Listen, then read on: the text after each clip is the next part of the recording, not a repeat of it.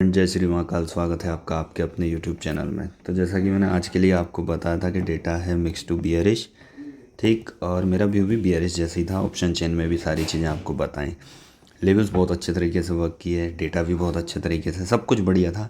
एक जो मैंने दिन में आपको बताया था कि यहाँ से रिवर्सल पॉसिबल है, ठीक है, तो वो मेरा ऐसा व्यू था कि जैसे मार्केट ये गिर रहा है, फिर थोड़ी सी सेलिंग वीक हुई थी जिसमें ट्रेंड लाइन बनाई थी, तो उसके ब्रेकआउट के बाद मुझे रिवर्सल की उम्मीद थी, जो कि मेरा व्यू था वो गलत हुआ पूरी तरह से, ठीक है। तो उसमें कोई ऐसा लॉस वॉस वाला सीन नहीं था क्योंकि ट्रेड वेरेड कुछ भी बना नहीं था, ठीक है। चलिए, ये तो आज की बात थी। बात करते हैं अपन कल के लिए। तो यहाँ पे क्लाइंट आपको बुलिश देखने को मिलेंगे। इन्होंने जो अपनी क्वांटिटी है वो अच्छी खासी ठीक ठीक बढ़ाई हुई है, अभी बुलिश में है, बाय कर रखा है। डीआईएस जो है इन्होंने इंडेक्स फ्यूचर शॉर्ट करके रखा हुआ है, ठीक है। और वहीं पे अगर देखेंगे एफआईएस, तो इन्होंने भी इंडेक्स फ्यूचर को शॉर्ट करके रखा है। प्रोज जो है इन्होंने भी शॉर्ट करके रखा है, जो कि कल तक बाइंग में थे। कॉल साइड में अगर अपन चलते हैं तो कॉल साइड में क्लाइंट जो है वो बाइंग साइड में देखेंगे आपको, जो कि कल तक शॉर्ट साइड में थे। अभी अच्छी खासी क्वांटिटी है बाइंग में।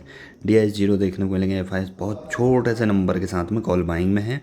प्रोज जो है कॉल शॉर्ट करके बैठे हुए हैं, कल तक बहुत छोटा नंबर था, अभी एक अच्छे नंबर के साथ में शॉर्ट करके रखा हुआ है।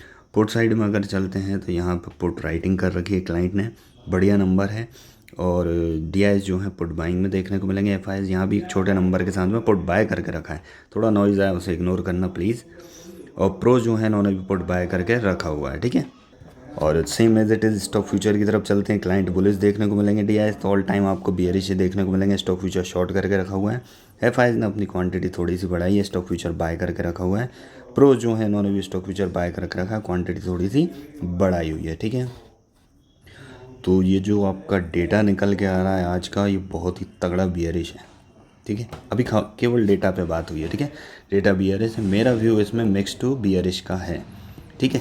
अब मिक्स टू बियरिश है, अपन चलते हैं ऑप्शन चेन और लेवल्स पे, वहाँ पे इसको समझेंगे। ये डेटा अगर किसी को रीड करना सीखना है, इसके लिए मैंने एक वीडियो बनाई है, जो कि इसी वीडियो के डिस्क्रिप्शन में उस वीडियोस का लिंक है, वो जाके आप देख सकते हैं। रीड करना आपको इजीली आ जाएगा। नहीं भी आता है तो कमेंट कर दें कहाँ पे क्या दिक्कत आ रही है, वो मैं क्लियर कर दूंगा। अभी चलते हैं अपन ऑप्शन चेन पे। ये आपकी निफ्टी की ऑप्शन चेन है। इसके अकॉर्डिंग अगर देखा जाए ना, तो ऐसा है कि slowly slowly market down side जा सकता है। ये 22,500 का जो ओपन इंटरेस्ट जो भी डेटा ये वाला है ना, ये नीचे अगर शिफ्ट होता है ना, तो ज़रूर एक सेलिंग प्रेशर देखने को मिल सकता है। अभी ऐसा कोई लेवल यहाँ पे क्लियर नहीं है। जैसे ये 22,400 का है, इसके ऊपर अगर मार्केट आ जाता है तो डेटा सब गलत होगा। और उसके साथ साथ में डाउन साइड में लेवल्स क्या बताते हैं, जो बाइंग जोन रहेंगे ना, तो कोई अच्छा सा बाइंग जोन होता है ना, तो वहाँ एक सिचुएशन अलग होगी, वो अपन लेवल पर डिस्कस करेंगे, ठीक है ना। बैंक निफ्टी की बात करते हैं तो बैंक निफ्टी अगर 47,500 के ऊपर निकल जाता है कल, बाय चांस ओपन होता है गैप अप, तो डेटा सब गलत हो चुका होगा, ठीक है ना। 47,500 लेवल ध्यान रखना। इसके नीचे जब तक है वीक है। अब यहाँ पे कुछ भी ऐसा नहीं है जहाँ से मैं ये बता सकूँ कि हाँ एक अच्छा मोमेंटम आने के चांस है। ये अगर कल कहीं कोई इधर जनरेट होता है तो एक सिचुएशन अलग होगी, और ये अगर नीचे शिफ्ट होता है तो भी सेलिंग प्रेशर आने के चांस है। कहीं ना कहीं थोड़ा स्लो स्लो मार्केट रह सकता है डाउन साइड के लिए, ठीक है। गैप डाउन ओपन होने के चांसेस भी हैं। तो अब कहाँ पे क्या नया डेटा बनेगा उस पर डिपेंड रहेगा, ठीक है। अपन बात करते हैं फिन निफ्टी की। कल इसकी एक्सपायरी भी रहने वाली है।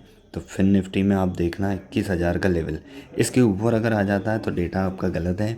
इसके नीचे जब तक है वो सिंपल सा आपको ये दिख रहा होगा, इसके नीचे बकायदा वीक रहेगा फिन निफ्टी, ठीक है। अब अगर गैप डाउन ओपन होता है तो ये कहीं ना कहीं यहाँ कहीं शिफ्ट हो जाएगा ना। एक नया डेटा जब जनरेट होगा, वॉल्यूम जो भी जनरेट होगा, एक सेलिंग प्रेशर आने के चांसेस रहेंगे, तो और अच्छे से डाउन साइड दिख सकता है। अपन चलते हैं अभी लेवल्स पे, ठीक है।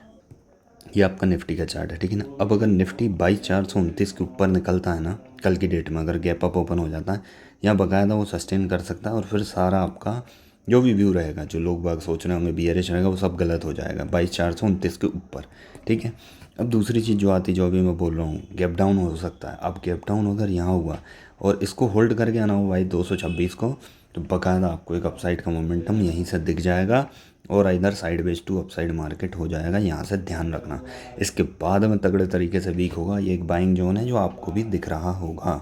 इतना अच्छा मोमेंटम दिया है, दोबारा भी यहाँ से एक मोमेंटम आने के चांसेस मे भी ये हो सकता है।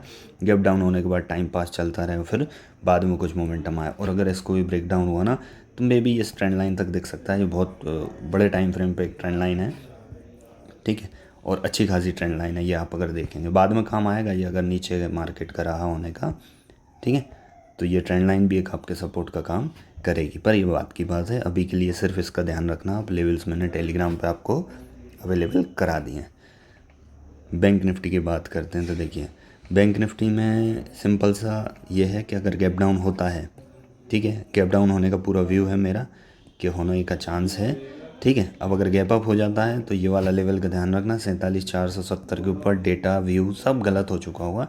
यहाँ से एक नया मार्केट में मतलब अब अपसाइड का मोमेंटम पॉसिबल है यहाँ से स्लोली, ठीक है। अब गैप डाउन होने का है 47,076 के इधर कहीं होता है, टाइम पास करने के बाद ब्रेकआउट देना चाहिए, उसके बाद आप एंट्री ले सकते हैं, ये लेवल तक का अपना टारगेट रख सकते हैं, ठीक है ना। इससे दोबारा से बाइंग देखने के चांसेस रहेंगे, इस चीज़ का ध्यान रखना, ठीक है। गैप डाउन होने के तुरंत बाद मत लेना, कोई एक सिचुएशन बनना चाहिए लाइक दिस कि अगर गैप डाउन होता है तो ऐसा कुछ अब मार्केट होना चाहिए, उसके बाद में एक डाउन साइड या फिर ऐसा कुछ भी टाइम पास हो जाना चाहिए, एकदम से एंट्री मत करना। डेटा अच्छा खासा बियरिश है, बट डेटा भी कभी कभी गलत हो जाता है, ठीक है। फिर निफ्टी की बात करते हैं। फिर निफ्टी 20,900 के ऊपर 902 के ऊपर 20,902 के ऊपर अगर ओपन होता है तो यहाँ से एक साइडवेज टू अपसाइड रह सकता है, ठीक है।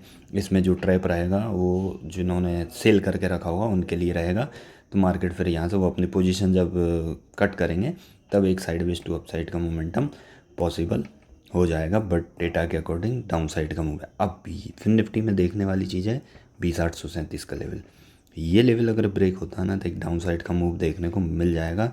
बाकी ये लेवल बहुत ही इंपॉर्टेंट है, यहाँ से एक बहुत अच्छा मूव आया था, ध्यान देने वाली बात ये है, ठीक है। तो बाइंग जोन तो है ये 20,836 का, बट अगर और नीचे भी जाता है तो ये 788 ये लेवल जहाँ तक यहाँ अगर कहीं खुलता है टाइम पास करता है तो इतनी जल्दी एंट्री मत लेना। इसके ब्रेकडाउन के बाद भी प्राइस एक्शन जो है वो डाउन साइड वाला बनना चाहिए, ठीक है। या तो ट्रैप बनना चाहिए, ऊपर जा रहा है दोबारा में से ब्रेक डाउन देता है तब, ठीक है। ऐसा नहीं कि ये हो गया और आपने एंट्री ले ली, ऐसा नहीं, ठीक है, क्योंकि ऐसा होने के बाद भी ये ऐसा पॉसिबल है, ठीक है। तो या तो यहीं टाइम पास चलते रहना चाहिए, कोई भी अच्छा सा प्राइस एक्शन बन जाना चाहिए, और इधर इसे भी ब्रेक डाउन होकर फिर टाइम पास होना चाहिए, तो फ्री हो जाएंगे अपन इन दो लेवल से, फिर बाकायदा एक डाउन साइड का मूव आने के चांसेस रहेंगे। तो आज की वीडियो में सिर्फ इतना ही था। वीडियो आपको पसंद आई हो वीडियो को लाइक करें, चैनल को सब्सक्राइब करें। धन्यवाद। जय श्री महाकाल।